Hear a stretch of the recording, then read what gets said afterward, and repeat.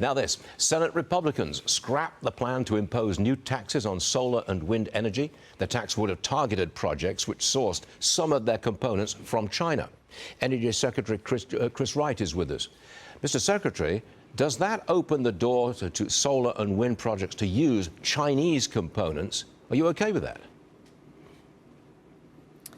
Well, they're the main maker of all these components today. This bill is a huge win, though, Stuart. President Trump got elected to end the Green New scam, and boy, he sure is making it happen. The bigger issue by far is getting rid of the subsidies. We've paid people to make our grid more expensive and less reliable. This bill brings that to an end. Mr. Secretary, you're bringing back the National Coal Council to strengthen our national economic security. A couple of years ago, coal was the ultimate evil fossil fuel. Times have changed, right? Yeah, honesty and reality have returned to Washington, D.C. That's thanks to President Trump. Coal has been the biggest source of electricity globally for 100 years, and it is today by far. It's not number one in the U.S. today.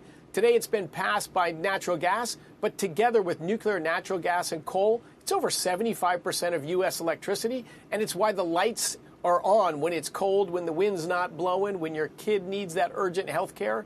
Coal is a critical part of the American economy, not just our electricity grid. You can't make steel without coal.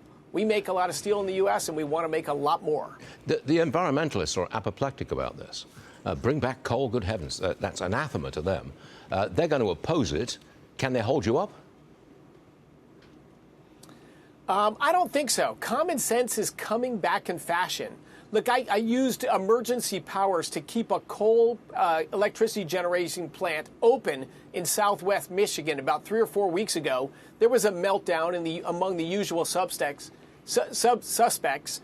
2 days later, there was a blackout within the Midwest Independent System Operator, MISO. That's why we need to keep coal plants open. Do people want the lights on? Do they want their air conditioning working? Do they want their factories running? I think they do.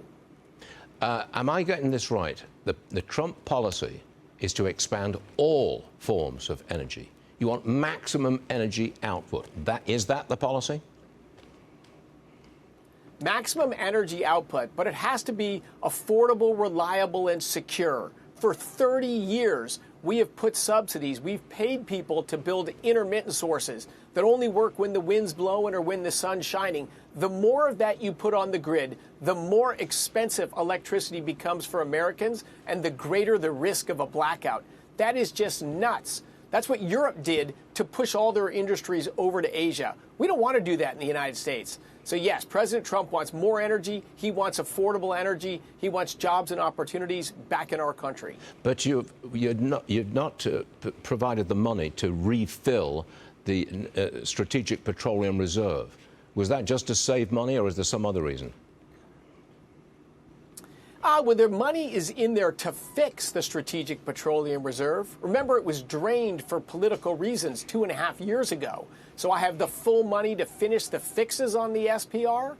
We're going to cancel some sales that were also done under the last administration that were going to sell additional oil to raise money. We're stopping those sales. And I've got a little bit of money to start refilling the Strategic Petroleum Reserve. So great progress in that direction. Not enough to get it full again, but we'll get there. Can I ask you the same question I've asked you sometime before?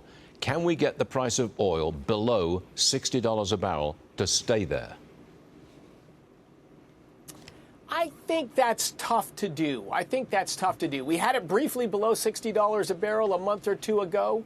What I think the right thing to look at, Stuart, is today the price of oil, it's 40% lower than it was on average during the Biden administration. Gasoline and diesel prices are 25 or 30 cents a gallon cheaper than they were a year ago.